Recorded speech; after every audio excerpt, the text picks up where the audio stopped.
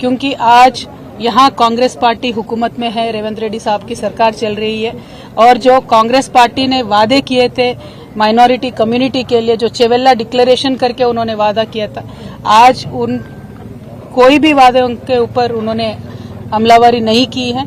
तो मैं यहाँ से डिमांड करती हूँ रेवंत रेड्डी साहब को, आप चेवेल्ला डिक्लेरेशन को इमीडिएटली अमल कीजिए।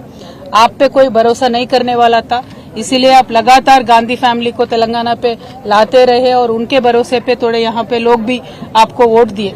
और माइनॉरिटी डिक्लेरेशन अब जब कर रहे थे तब सलमान खुर्शीद साहब को भी लेके आके आपने माइनॉरिटी डिक्लेरेशन का पूरा ओपन करके दिया था, लेकिन जितने भी उसमें वादे हैं वो एक भी आपने आज तक अमल नहीं किया।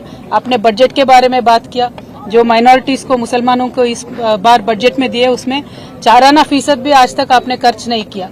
और जो आप ये अलगा व्यवहार माइनॉरिटी कम्युनिटी से कर रहे हैं, हम इस पे बिल्कुल भी खुश नहीं है, या माइनॉरिटीज भी खुश नहीं है। तो मैं आपसे यही डिमांड करती हूँ कि इमीडिएटली आप माइनॉरिटीज के जितने भी वादे हैं वो निभाइए।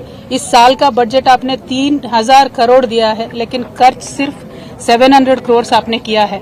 तो मेरा ये डिमांड है कि आप माइनॉरिटी कम्युनिटी के साथ दीजिए, क्योंकि केसीआर साहब जब यहाँ पे थे पिछले 10 सालों में कम्युनल वायलेंस का एक भी इंसिडेंट नहीं हुआ था, लेकिन ये एक साल में जितने कम्युनल वायलेंस के यहाँ पे इश्यूज हुए हैं, ये देख के बहुत एक दर्द होता है हम सबके दिलों में, क्योंकि एक अमन और चैन के साथ तेलंगाना रहता था, एक गंगा जमुना तहजीब को हमने कायम करके रखा था।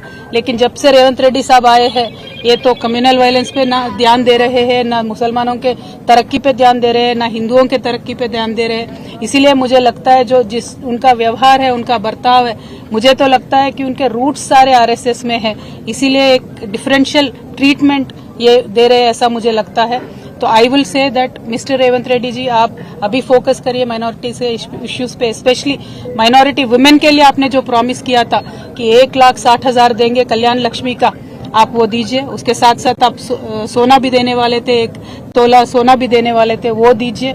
पढ़ाई के वास्ते जो टिम्रिस के हमने स्कूल कायम करके रखे थे, आज उनका क्वालिटी देख के तो बहुत ही डर लग रहा है। आप क्वालिटी अच्छा बना के टिम्रिस को चलाइए। तालीम के वास्ते, माइनॉरिटी बच्चों के तालीम के वास्ते आप जोर दीजिए, रिव्यू कीजिए, और जॉब्स में, सब चीजों में भी माइनॉरिटीज को आप आगे फुट में रखिए। ये हमारा डिमांड है। और रेवंत रेड्डी साहब का मैं यही कहना चाहती हूँ कि निजामाबाद में बहुत ही ज्यादा पॉपुलेशन है माइनॉरिटीज का, हैदराबाद के बाद बिगेस्ट पॉपुलेशन निजामाबाद में है।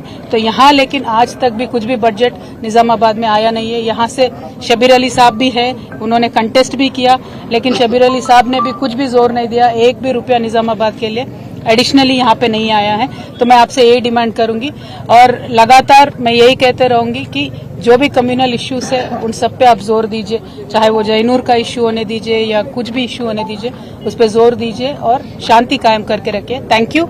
जय तेलंगाना। जय तेलंगाना।